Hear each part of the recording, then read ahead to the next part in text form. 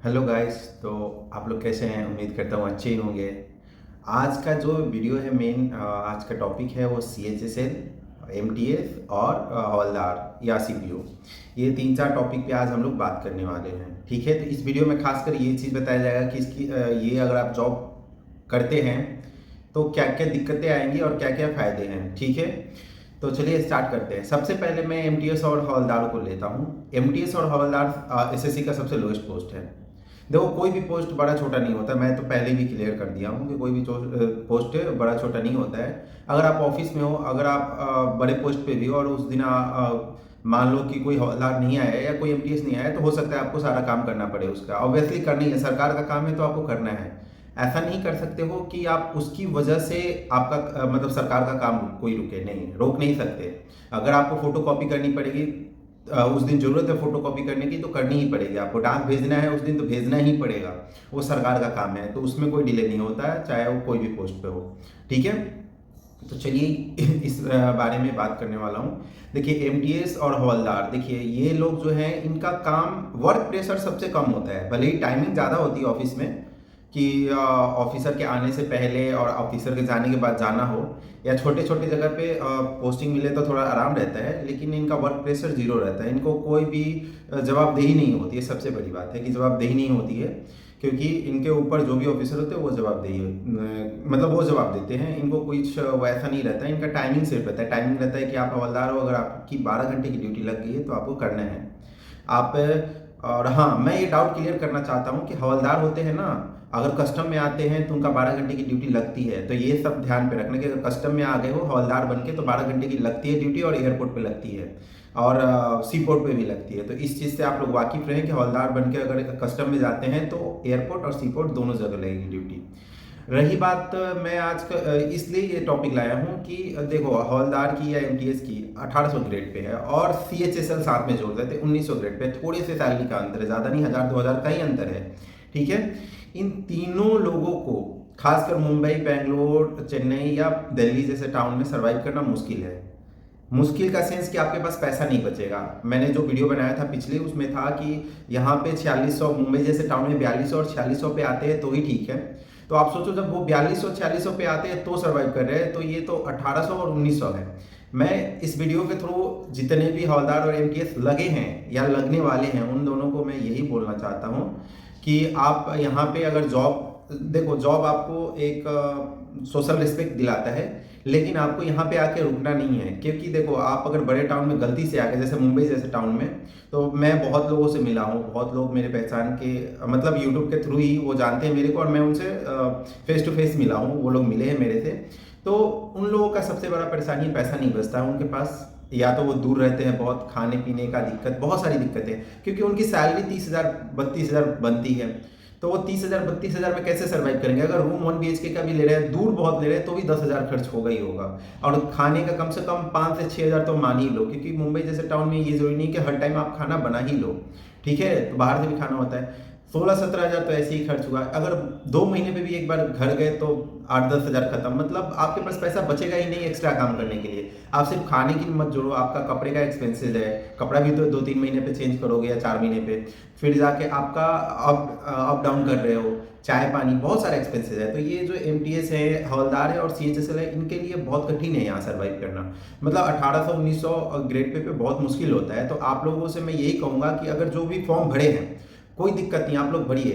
अब कोशिश कीजिए कि छोटे शहर में जाएं और वहां तैयारी करके CGL निकाले सीधे। ठीक है, बड़े टाउन में अगर आप भी जाते हैं, अगर आपको मिल भी जाता है बड़े टाउन, तो कोई दिक्कत नहीं। आप पहले से ही माइंड सेट ये कर ले कि मेरे को तैयारी कर लेनी है ज्वाइन करने से पहले। ठीक है, ज्वाइन कीजिए, पढ़ाई करते रहिए, एकदम कंटिन्यू रखिए और IAS CGL और निकाल दीजिए। अभी बहुत गोल्डन मौका है।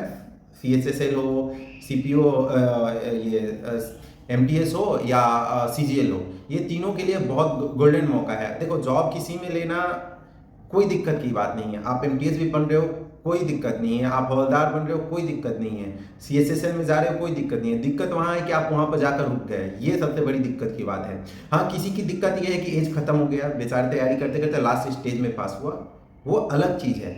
लेकिन अगर आपके पास एज है, सब कुछ है, स्ट्रेंथ है, जब इतना आप एमटीएस लग सकते हो तो ऑब्वियसली आप सीजीएल भी लग सकते हो। जरा सा भी अंतर नहीं है, मतलब 10% का अंतर है, तो 10% आपकी तैयारी से और कॉन्फिडेंस आ जाता है जॉब लगने के बाद, तो आप लोग कर सकते हो। तो इस चीज़ का आप लोग ध्यान दो। और जितने भी CHSL एमटीएस और ये तैयारी कर रहे हो तो सीजीएल के मूड से ही तैयारी करो।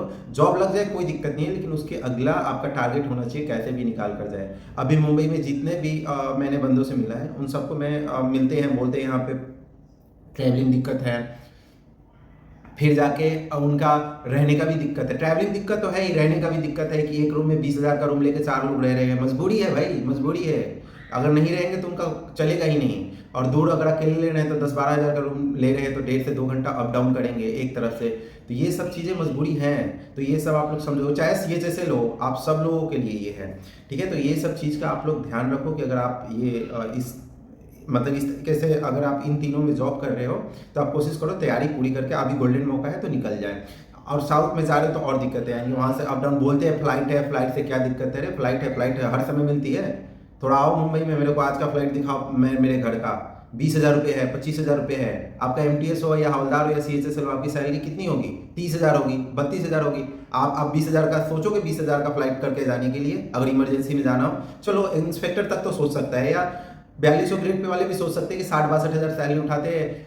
इंस्पेक्टर 45-75 या 80,000 सैलरी उठाता है, वो सोच सकता है कि 20,000 125% खर्च करेगा। लेकिन आपकी सैलरी पूरी चली जाएगी अगर CHSL या MTS इसमें हो। मैं ये रियलिटी बता रहा हूँ आपको। तो ये चीज़ का ध्यान रखते हुए आप लोग तैयारी में लगो, एकदम पूरी तरह से अच्छे से तैयारी में लगो, नहीं तो नहीं हो पाएगा। अगर आप लोग हर बार की तरह वैसे ही करोगे तैयारी, कुछ नहीं होगा, पूरी तरह लगना होगा। और अब जो पुराने वाले उनको तो पता चल गया होगा कि कहाँ कमी आ रही है। नए वाले हैं तो नए वालों के लिए मैं वीडियो बना दूंगा कि नए वाले कहाँ ध्यान दें। पुराने वाले लोगों को पता है कि उनकी कमी क्या है और उस पर ध्यान दें।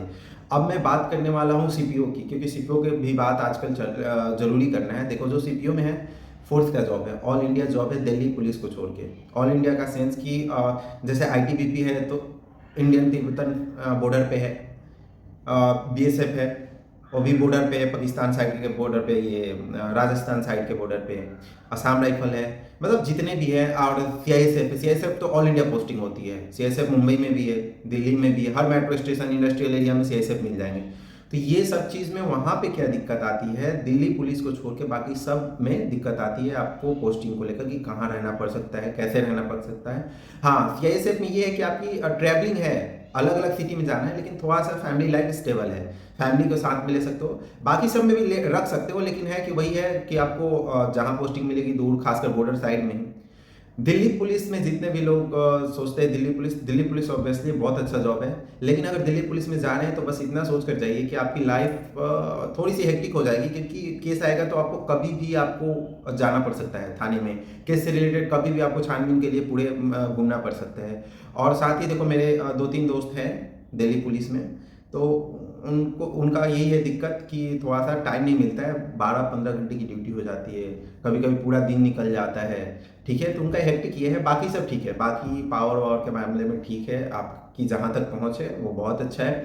दिल्ली पुलिस आपको पता है सेंट्रल पुलिस है, तो उसमें ऑब्वियसली है कि एक अलग ही चमक होती है, ठीक है। लेकिन अगर आप मतलब जो अगर ये नहीं चाहते कि नहीं मेरे को थोड़ा सा फैमिली से दूर रहना है, फैमिली को टाइम नहीं दे पाऊँगा, तो CGL की तैयारी करें। CHSL भी ठीक है और MTS भी ठीक है, लेकिन अब मैं यही बोलूँगा कि इन तीनों में ये अगर आपको MTS में, हवलदार में और CHSL में अगर बड़ा टाउन दे दिया तो आपको बहुत दिक्कत हो जाएगा। मुंबई जैसे या बेंगलुरु जैसे टाउन में रहना बहुत मुश्किल हो जाएगा।